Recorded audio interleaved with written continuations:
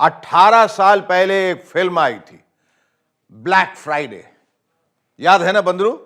हाँ याद है, लेकिन आज क्यों याद दिला रही हो? आज इसलिए याद दिला रहा हूं मेरे बोतलानंद बंदरू, क्योंकि कल भी फ्राइडे था और कल भी चारों तरफ ब्लैक ही ब्लैक था।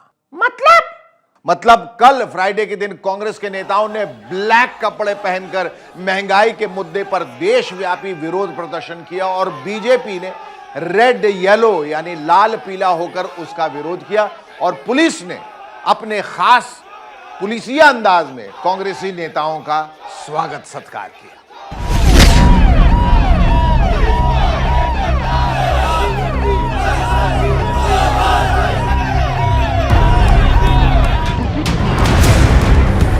वो यहाँ पे हम सब आए थे, एक एक करके घसीट के ले गए।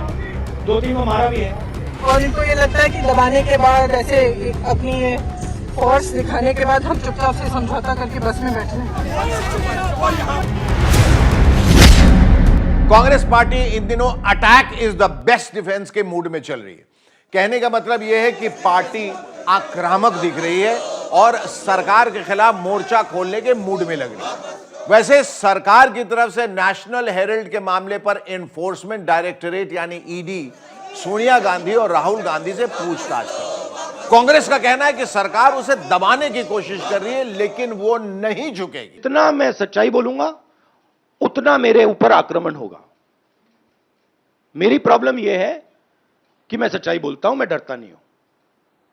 तो मैं अपना काम करूंगा, लोकतंत्र के लिए खड़े होने का काम करूंगा, महंगाई का मुद्दा उठाने का काम करूंगा, बेरोजगारी का मुद्दा उठाने का काम करूंगा और मेरे ऊपर और आक्रमण होंगे।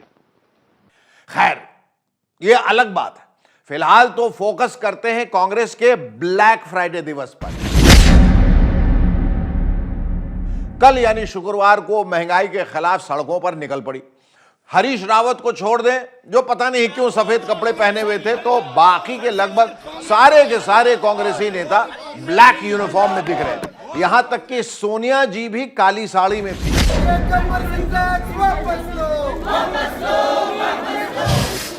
राहुल गांधी और प्रियंका भी सर से लेकर पांव तक काले कपड़ों में थे, लेकिन इन सब में सबसे ज्यादा जोश में थी प्रियंका गांधी। वो इतने जोश में थी कि पुलिस के बैरिकेड को भी लांग गई। प्रियंका की देखा देखी दूसरों ने भी ऐसा ही किया।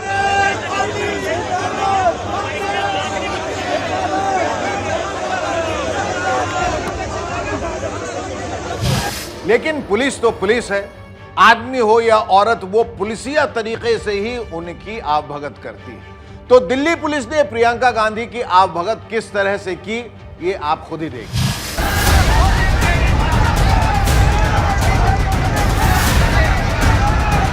प्रियंका के ये विजुअल सोशल मीडिया पर काफी वायरल हो रहे हैं और कहा जा रहा है कि देखो दिल्ली पुलिस एक महिला के साथ क्या कर रही है। कांग्रेस के नेता भी इस बात पे कुपित लगे, लेकिन मुझे नहीं लगता है कि दिल्ली पुलिस इसे लेकर झेप रही होगी। उसे इस सब से क्या फर्क पड़ता है कि लोग क्या कह रहे हैं। पुलिस तो बस ठोक दो वाली पॉलिसी में भरोसा रखती है। बहरहाल इस सब के बावजूद प्रियंका गांधी ने सरकार के खिलाफ बोलना जारी रखा और उन्होंने केंद्र सरकार पर महंगाई के अलावा और भी आरोप लगाए। मंत्री कह रहे हैं इनको महंगाई नहीं दिखती, तो हम पीएम हाउस तक चल के महंगाई दिखाना चाहते हैं, गैस का सिलेंडर दिखाना चाहते हैं जो आज कोई खरीद नहीं सकता है। इतनी महंगाई है, चाहे गरीब हो चाहे मिडिल क्लास के हो, सब तरस रहे हैं, सब तड़प रहे हैं और कोई कुछ ना बोले। उनके लिए महंगाई तो है नहीं, उन्होंने तो पूरी देश की संपत्ति, मोदी जी ने पूरे देश की संपत्ति अपने दोस्तों को दे दी। उधर राहुल गांधी भी शुक्रवार को एकदम एंग्री यंग मैन के रोल में थे। उन्होंने एक और काम किया। जब दिल्ली पुलिस कांग्रेस के सांसद दीपेंद्र हुड्डा के खास तरह की आवभगत में लगी हुई थी, तो राहुल ने उनको बचाया। नहीं चलेगा, नहीं चलेगा, मोदी शाही नहीं चलेगा, नहीं चलेगा, मोदी शाही नहीं चलेगा, मोदी शाही नहीं चलेगा, नहीं चलेगा, अरे नहीं चलेगा, नहीं चलेगा, कांग्रेस पार्टी लड़ती रहेगी, अरे कांग्रेस पार्टी लड़ती रहेगी। हुड्डा को बचाने के बाद राहुल ने कहा कि देश में लोकतंत्र नाम की कोई चीज ही नहीं बची है भैया। हुड्डा जी तो बच गए पर लोकतंत्र नहीं बचा। लोकतंत्र की जो मौत हो रही है उसके बारे में क्या लगता है आपको? क्या महसूस हो रहा है कि जो इस देश ने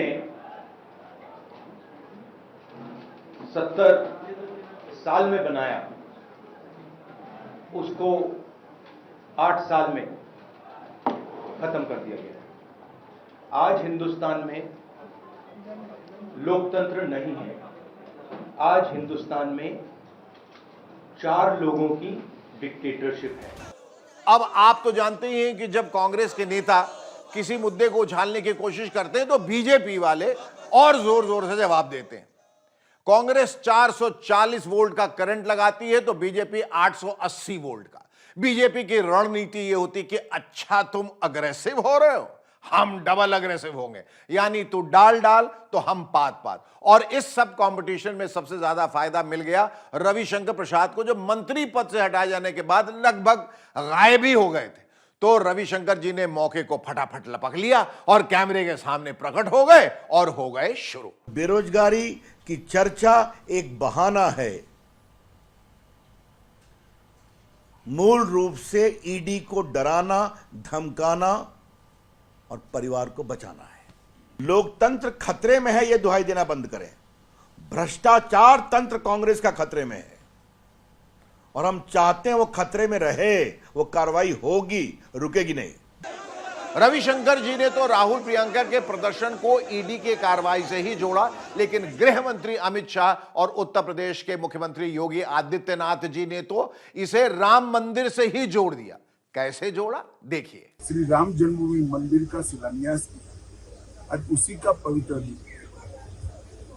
हर रोज जो प्रदर्शन करते थे आप सभी ने भी देखे हैं, आप सभी ने भी उनके कपड़े देखे। आज सभी लोग, बड़े से बड़े नेता से लेकर छोटे से छोटे कार्यकर्ता तक, सारे कांग्रेसी काले कपड़े पहनकर आए थे।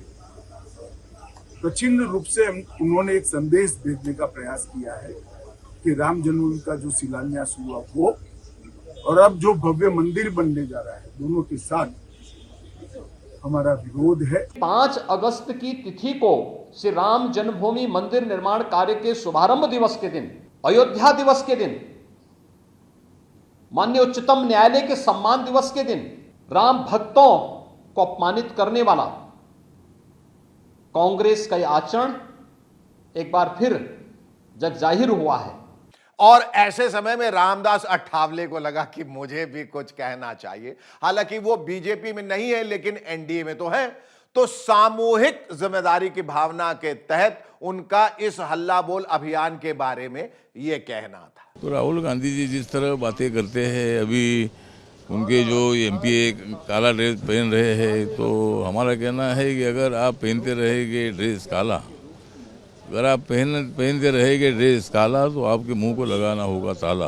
तो मतलब ये ऐसा काला ड्रेस पहनकर नाटक करना कोई अच्छी बात नहीं है। तो कुल मिला के गर्मा गर्मी और तनातनी जारी है। कांग्रेस बीजेपी और सरकार को घेरने में लगी है और बीजेपी कांग्रेस और गांधी परिवार को। और ये जो मुद्दा है ना, जिसको महंगाई कहते हैं, वो कहीं दुबक कर बैठ गया है। नहीं, मेरे कहने का मतलब ये नहीं है कि महंगाई कम हो गई, वो तो बढ़ रही है कांग्रेस और बीजेपी की तनातनी से भी ज्यादा। और पूरे देश में वो गाना भी लगातार बज रहा है कि सखी सैया तो खूब ही कमात है, महंगाई डायन खाए जात है। तो महंगाई बढ़ रही है, लेकिन बतौर राजनीतिक मुद्दा उसको छिपाने, बिठाने और दबाने की कोशिशें उससे भी ज्यादा तेजी से बढ़ रही हैं। सखी सैया तो खूब कमात है, महंगाई डायन खाए जात है। पूरा विपक्ष ये महंगाई डायन सॉन्ग गा रहा है, जबकि सरकार अपना दूसरा ही गाना गा रही है। सरकार क्या गा रही है?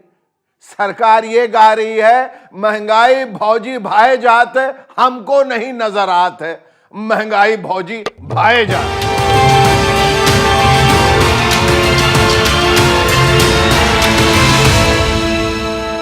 बंदरू, ये कमबख्त महंगाई भी बड़ी कमाल की चीज है। बहुत ही कमाल। कमाल की चीज वो कैसे शेखर हो? अब देखो ना, वैसे कि ये महंगाई विपक्ष को तो दिख जाती है लेकिन सरकार को नहीं दिखती, ये बाप को तो दिख जाती है लेकिन बेटे को नहीं दिखती। किसकी बात कर रहे हो शेखू? अरे बंदरू, मैं बात कर रहा हूं पूर्व वित्त मंत्री, पूर्व बीजेपी नेता, पूर्व राष्ट्रपति पद के उम्मीदवार श्री 1008 यशवंत सिन्हा जी की और उनके बेटे जयंत सिन्हा जी की। सीनियर सिन्हा जी को आजकल खूब महंगाई दिख रही है, बहुत अच्छे से दिख रही है, लेकिन उनके सुपुत्र जूनियर जयंत सिन्हा जी, जो पूर्व वित्त राज्य मंत्री भी रहे हैं और फिलहाल झारखंड के हजारीबाग से सांसद हैं, उन्होंने पार्लियामेंट में डंके की चोट पर ऐलान कर दिया है कि महंगाई कहीं है ही नहीं। महंगाई तो 100 कोस तक कहीं दिखाई नहीं दे रही है। कौन सी महंगाई, कैसी महंगाई? महंगाई ढूंढ रहे हैं, महंगाई ढूंढ रहे हैं, आपको महंगाई मिल ही नहीं रही है क्योंकि महंगाई है ही नहीं। जूनियर सिन्हा जी ने कहीं पे किसी गरीब की कोई ऐसी थाली देखी है जो भरी हुई है? आंकड़ों से नहीं, नाना प्रकार की वस्तुओं से भरी हुई। तो आज गरीब की थाली आंकड़ों से नहीं साथियों, आंकड़ों से नहीं, आज वो गरीब की थाली जो है वो वस्तुओं से भरी है। वैसे गरीब की थाली मौजूदा सरकार ही नहीं भर रही, पिछली वाली सरकार भी गरीब की थाली भरती थी। बंबई में मैं आज भी 12 रुपए में पेट भर के खाना खा सकता हूं। नहीं सा वड़ा पाव नहीं, चावल इतना, दाल सांबर और उसके साथ में सब्जी के थोड़े थोड़े छौंके भी मिल जाते। चावल इतना, दाल सांभर, सब्जी की छौंक, 12 रुपए में पेट भर के खाना, ये तो चमत्कार था शेखू। अरे बंदरू, ये तो कुछ भी चमत्कार नहीं है। कांग्रेस के एक दूसरे महान नेता रशीद मसूद नेता ने तो गरीब की थाली 5 रुपए में ही भर दी थी। देखिए फ्लैशबैक 5 रुपए वाला। 5 रुपए में खाना दिल्ली में तो खाया जा सकता है, मुंबई का मुझे पता नहीं। कैसे खा सकते हैं सर 5 रुपए में? खाते हैं दोनों वक्त का नहीं, दोनों वक्त का नहीं, एक वक्त का खाना 5 रुपए दिल्ली में मिलता है। आप खाएंगे वो वाला खाना जुमा मस्जिद में मिलता है। उस मशहूर बुद्धिमानी वाली बात को कैसे भूल सकते हैं जो डॉक्टर मनमोहन सिंह जी ने बोली थी जब वो प्रधानमंत्री हुआ करते थे? याद है ना, क्या बात बोली थी? पेड़ पैसा है, कुछ याद आया? इसके लिए पैसा कहां से आता है? पैसा पेड़ों पर तो लगता नहीं है। यानी जब हमारे माननीय नेतागण सरकार में होते हैं तो कहते हैं कि पैसा पेड़ पे नहीं लगता, और महंगाई क्या सिर्फ हमारे यहां? महंगाई तो सब जगह है, नजर घुमा के देखिए तो। महंगाई की वजह से सुइसाइड करने से महंगाई घट जाएगी, हट जाएगी? पढ़े लिखे शिक्षित लोग अगर ऐसे सोचते हैं और आप सवाल भी करते हैं तो फिर आम जनता को हम कैसे समझाएं? महंगाई यहां बढ़ी है, जरा एक बार आपका नजर घुमा के देखिए कि इस देश के इर्द गिर्द में क्या हालात है। इसी पे हम कदम उठा रहे हैं रिफॉर्म्स के, कि इस महंगाई को हम लगाम पे लाएं, काबू में लाएं और आम इंसान को हम दें।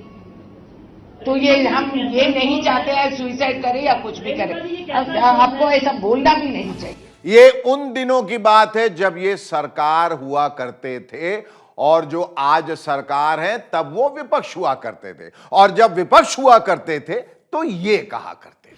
कांग्रेस पार्टी ने 100 दिन में महंगाई दूर करने का वादा किया था,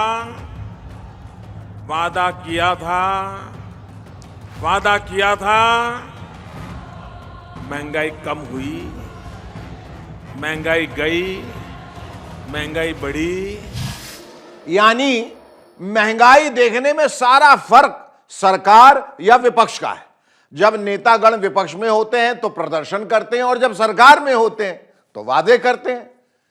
क्या हुआ तेरा वादा, वो राशन,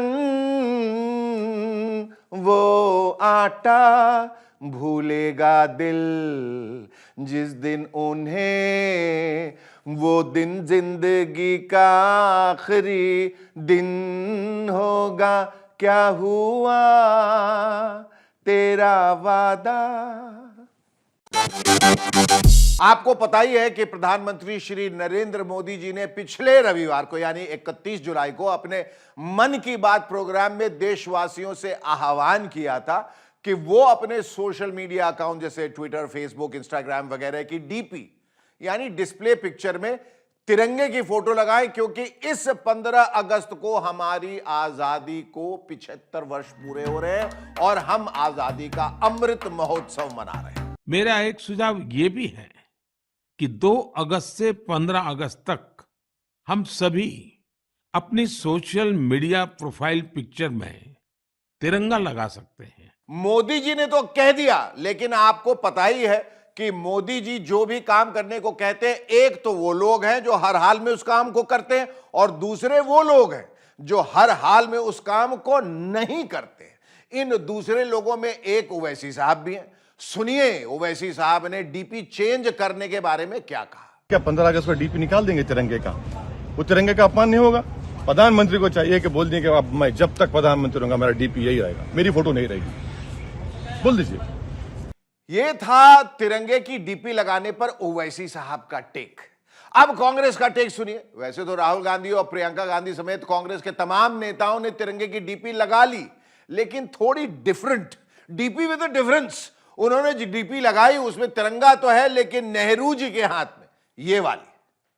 हालांकि डीपी चेंज करने से पहले राहुल गांधी ने हर घर तिरंगा मुहिम के बहाने से आरएसएस पे जबरदस्त हमला बोल दिया था। इतिहास गवाह है, हर घर तिरंगा मुहिम चलाने वाले उस देशद्रोही संगठन से निकले हैं जिन्होंने 52 सालों तक तिरंगा नहीं फहराया। आजादी की लड़ाई से ये कांग्रेस को तब भी नहीं रोक पाए थे और आज भी नहीं रोक पाएंगे। राहुल के इस हमले का जवाब दिया बीजेपी नेता और संसदीय कार्य मंत्री प्रहलाद जोशी जी ने, वो भी ये कह के कि हमें राहुल की बात पर कुछ कहने की जरूरत ही नहीं है क्योंकि वो पार्ट टाइम पॉलिटिशियन है। ऐसे तो उनका स्टेटमेंट को ज़्यादा इम्पोर्टेंस देने का ज़रूरत नहीं है, ऐसे मैं मानता हूँ।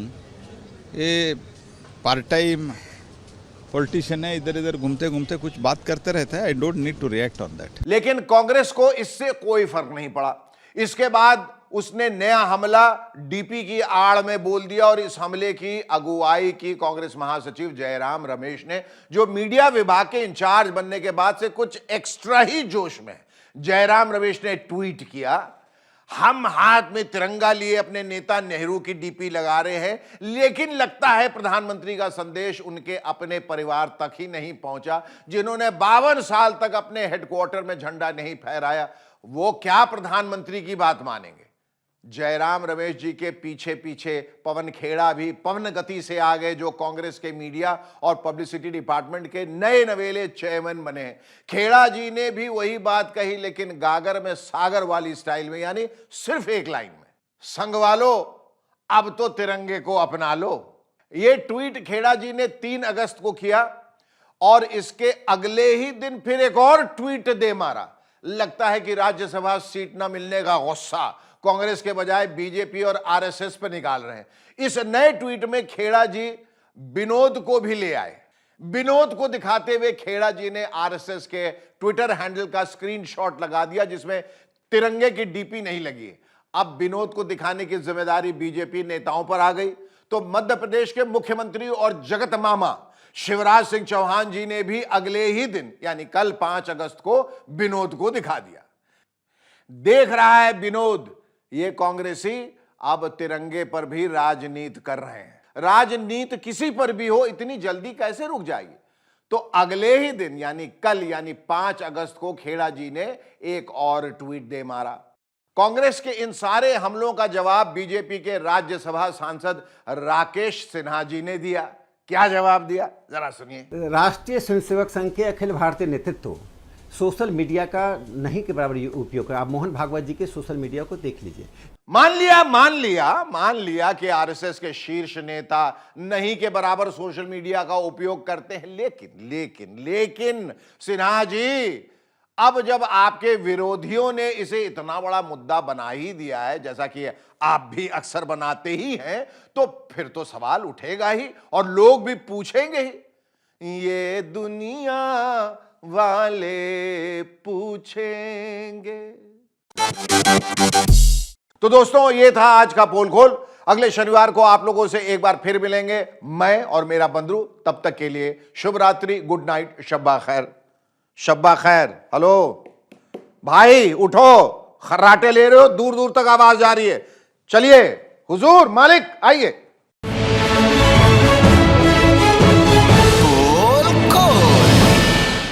जैसे ही घड़ी का काटा दोपहर 2:30 पे आए, बबीता जी का दिल सास बहू साजिश के लिए मचल जाए। और ये है इनकी बहू, पूरे दिन ऑफिस की टेंशन हो जाए गॉन जब ये करें अपना फेवरेट शो फ्री टाइम पे ऑन। इनकी तरह आप भी देखें अपना फेवरेट शो अपने टाइम पर और डाउनलोड कीजिए एबीपी लाइव ऐप अपने स्मार्ट टीवी पर।